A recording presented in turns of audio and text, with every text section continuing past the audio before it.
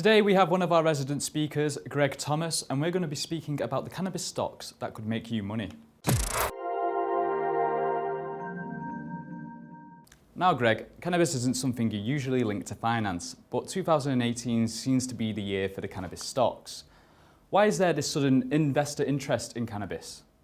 Hi, guys. It's good to talk to you again. Based on what we're seeing, the interest in marijuana stocks represents the confluence of events over the past year. First, crypto bubble has burst. Also, we've seen oil prices drop through the floor, at least from where they were trading. And this means that investors are looking at a place to put their money. Beyond this, we've also seen a growing movement towards legalization, not only states in the US and provinces in Canada, but also countries around the world. For example, South Korea and New Zealand have joined the club, just recently joined the club of countries that have legalized marijuana. These two factors I would call are demand factors. It means that it opens up a pool of more investors who are looking to put their money into this space. However, the other issue is the growing number of listed companies directly tied to the industry. And I say this would be a supply factor.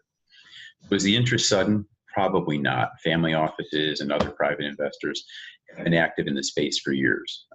We even have PE conferences around the world, and funds such as Private Year Holdings, which recently raised about $200 million, are active and investing in the space. Now, the owner of Marlboro has invested $2 billion into the cannabis industry. Are we going to start seeing more tobacco companies moving from tobacco and into the cannabis industry? Guys, the answer is yes. It's been a bit of an open secret in the Carolinas for years. And if you ask anyone from growers to distributors, anyone in the supply chain, they'll tell you that marijuana legalization is the future of the tobacco industry.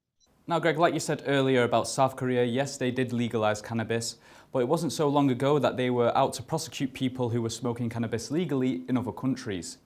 Now, what's the global outlook here? Because that's just one change.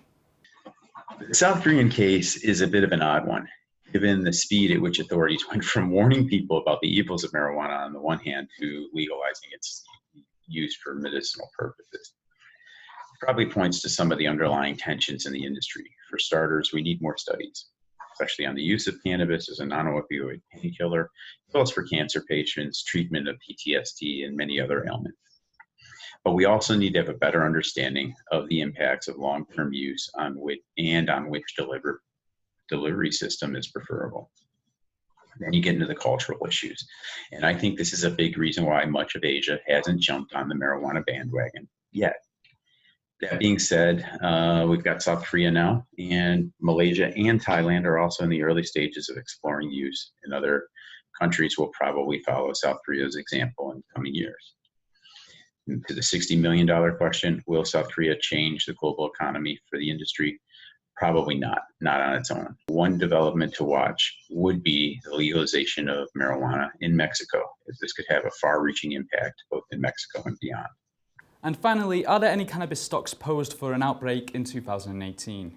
We are mostly looking on the private investment side, but there's no doubt that public companies set the tone for the entire industry.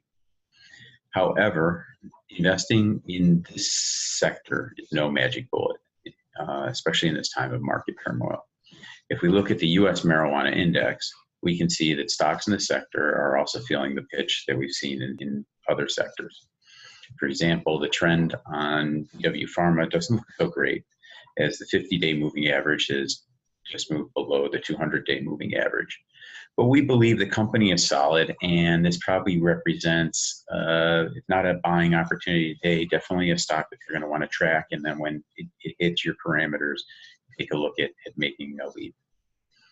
Another company that we like, or at least we like their business model, is Innovative Industrial Partners.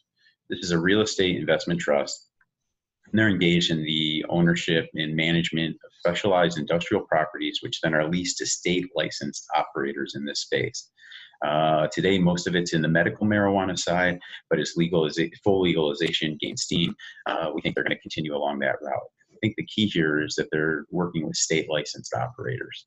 We're already starting to see some other investment trusts or property investors move into this niche. But if we look at their returns over the last year, at least from their stock, the stock price, it's definitely one to watch. Finally, we get into, which, with the property part of it, I think is the cultivation and the distribution. And for this reason, we like the business model of Origin House. They focus on the cultivation and distribution of branded cannabis products in the US and Canada. And while shares are off their highs, the plan seems to have merit. And I reckon that an investor would be served by also tracking this stock and then waiting for the right time to jump in. It's kind of a value play. And